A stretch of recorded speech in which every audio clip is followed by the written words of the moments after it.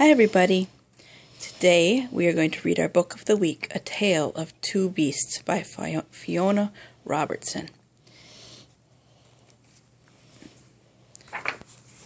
Tale of Two Beasts, the Strange Beast.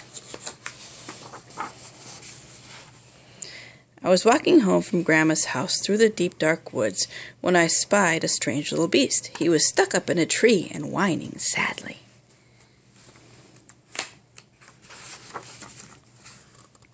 So I decided to rescue him. Veep! I will call you Fang, I told him. I wrapped him warmly in my scarf and carried him safely home.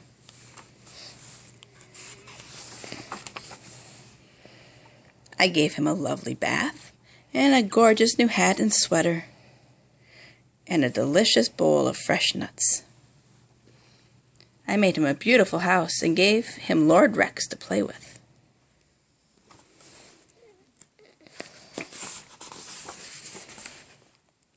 I took him out for lots of long walkies to keep him fit and healthy. And I showed him off to all my friends who loved him nearly as much as I did.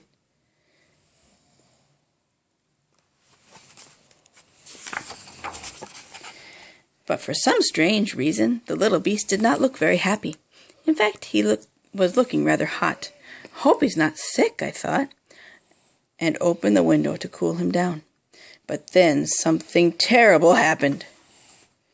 He threw off his clothes, leapt out the window, and ran as fast as he could back to the deep dark woods. Veep! Fang!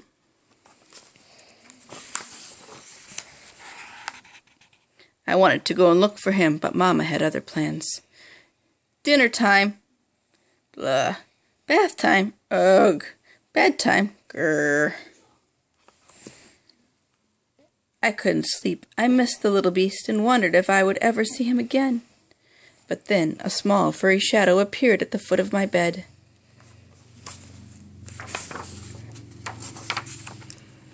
The strange little beast had returned.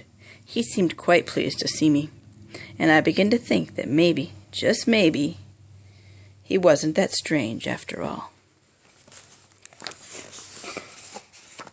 The Terrible Beast, Part 2.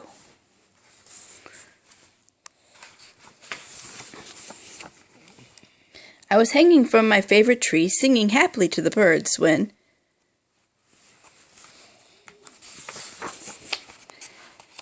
I was ambushed by a terrible beast. Hey!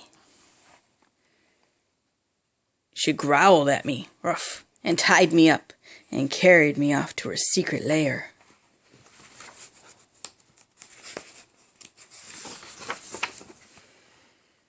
She made me disgustingly clean, and dressed me up in a ridiculous hat and sweater, and tried to make me eat squirrel food.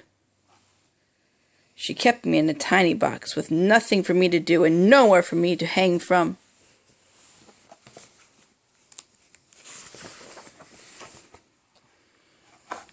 She made me walk backwards, and forwards, and backwards again, for no reason whatsoever.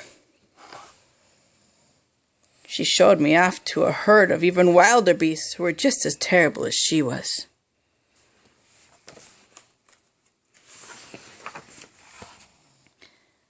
I had had enough. I made a cunning plan and put it straight into action. A plus B equals freedom. Free once more! Woohoo! I raced back into the deep dark woods before the terrible beast could catch me.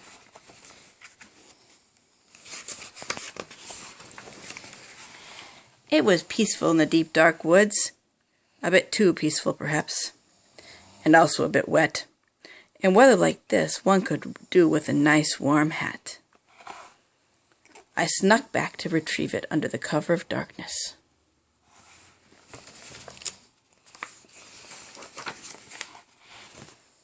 The terrible beast was waiting for me. She seemed quite pleased to see me. And I began to think that maybe, just maybe, she wasn't that terrible after all. The same words. The end.